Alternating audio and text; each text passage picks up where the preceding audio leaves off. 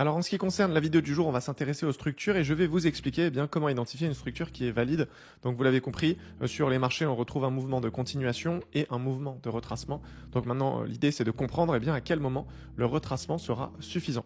Et bien pour cela, on a, on va dire, deux options.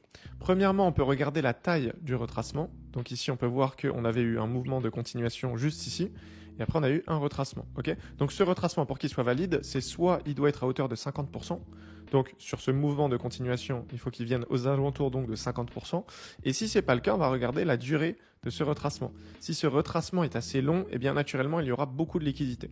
Si derrière, il vient récupérer la liquidité, eh bien, il pourra injecter son mouvement de continuation et faire monter donc le prix ou le faire chuter en fonction de la tendance. Maintenant, ce qu'il faut comprendre, c'est que la structure n'est pas toujours valide. En effet, je vous ai fait un exemple ici. On peut voir que le retracement est beaucoup trop faible. Ok. Donc comparé à ce mouvement de continuation, on peut voir qu'il est clairement pas aux 50%. Je dirais qu'il est à peine à 10%. Et en plus de ça, il est très court.